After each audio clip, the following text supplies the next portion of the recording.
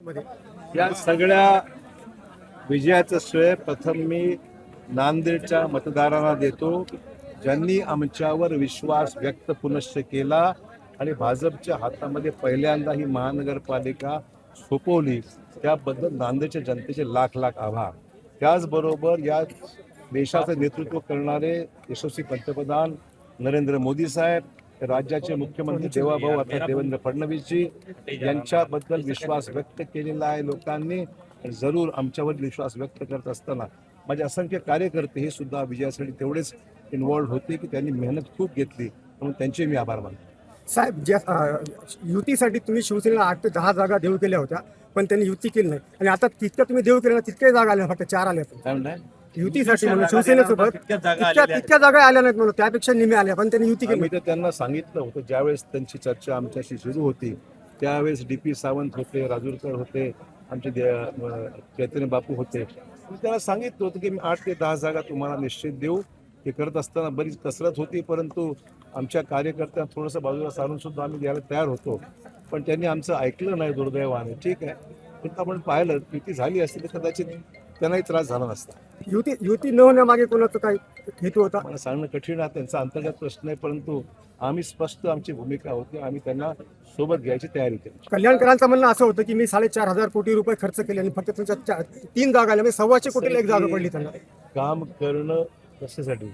ते निधी खर्च केला ते म्हणत निधी म्हणजे इलेक्शनसाठी खर्च केला? नाही, मी त्यांचं म्हणणं असं थांबा नाही, पण त्यांचं म्हणणं असं होतं की मी निधी खूप खर्च केला, विकास कामं केली, त्यामुळे मी स्वतः लढतो आणि माझ्या खूप जागा येते की आम्ही सुद्धा या जिल्ह्याचं आज नाही तर गेल्या 40 वर्षापासून जिल्ह्याचं नेतृत्व करतो, राज्याचं मी नेतृत्व केलेलं आहे, जिल्ह्यातलं सुद्धा विकासाच्या कामाला आम्ही लोकांनी काम केलेलं आहे। परंतु निवडणूक हा वेगळाच विषय आहे, लोकांना राजकीय स्थैर्य सुद्धा लागत असतं आणि केंद्रात आणि राज्यामध्ये सरकार जे BJPचं आहे त्या सरकारच्या माध्यमातून जिल्ह्याला अधिकचा पैसा मिळेल, विकासाच्या कामाला चालना मिळेल।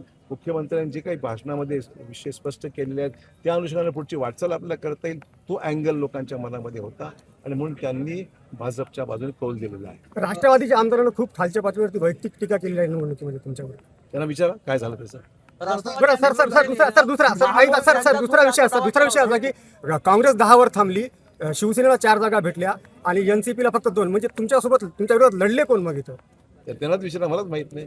आम्ही तर जे आमच्या विरोधात ते आमच्या विरोधात, जे आमच्या विरोधात लढले ते आमच्या विरोधात, हीच आमची भूमिका आहे। MIMची 14 आले, वाढली MIM साहेब। ठीक आहे, असं आहे, काँग्रेसची स्पेस कोणीतरी घेणारच होतं।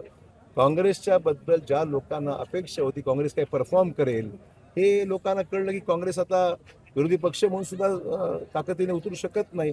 याची ज्यावेळेस लोकांना परिस्थिती आली त्यावेळेस त्यांनी पर्याय MIMला निवडलं, आज स्पष्ट म्हणावं लागेल। ज्या शिवसेनेनं आणि राष्ट्रवादीनं महापौर पदावर दावा केला होता त्यांना केवळ 4 आणि 1 जागा मिळालेली, राष्ट्रवादीला केवळ, हे कसं पाहतो? नाही, असं आहे की दावा करणं सोपं आहे, पण दावा करण्यात आपण विसरतो की तेवढं संख्याबळ आपल्याकडे आलं पाहिजे। आज आम्ही कधीही दावा कुठलाही अगोदर केलेला नाही, पण आज आमचं बहुमत असल्यामुळे निश्चित आमचा दावा राहणार आहे, कारण महापौर आमचाच झाला पाहिजे, हीच आमची भूमिका आहे आणि त्यासाठी आमच्याकडे संख्याबळ आहे। जिल्हा परिषदेचं काय लक्ष असेल, लक्ष पुढचं काय आता तुमचं?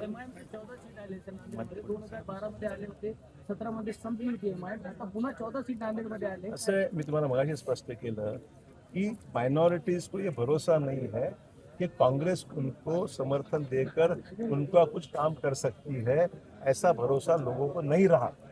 इसीलिए ने जो कांग्रेस की स्पेस थी वो MIM ने ले ली, और जो लगा था कि राष्ट्रवादी लेगी स्पेस, वो कुछ हुआ नहीं, राष्ट्रवादी को वोट नहीं मिले, वरना एक ही जगह जो आती है बड़ी मुश्किल से वो भी नहीं आती थी। लोगों को जो स्पेस दिखी उन्होंने पसंद किया MIM को।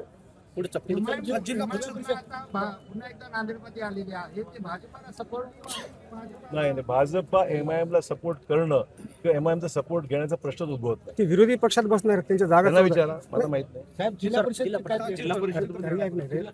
परिषद नक्कीच आहे, पूर्ण ताकदीने लढवू आणि जिल्हा परिषद भाजपच्या ताब्यात येईल याकरता पूर्ण ताकदीने आमचे नेते कार्यकर्ते सर्व कामाला लागतात। 2 आघाड्या थांबल्या होत्या, 18 मध्ये 1, 7 मध्ये दोन्ही पडल्या, शहर विकास आघाडी ठीक आहे, त्यांनी प्रयत्न केला त्या ठिकाणी, कारण काँग्रेसने त्यांना जवळ केलं नाही म्हणून त्यांनी स्वतःच चुकवते, भाजपकडे याचा प्रश्नच नव्हता, त्यांना आघाडी त्यांनी फक्त, तर काँग्रेसने तिकीट दिले असते कारण काँग्रेसने गेले असते ते, पण काँग्रेसने नाकारल्यामुळे त्यांना आघाडी उभा करावं लागली, पण यश आलं नाही त्यांना। ओके, धन्यवाद। थँक्यू। लोकनायक न्यूज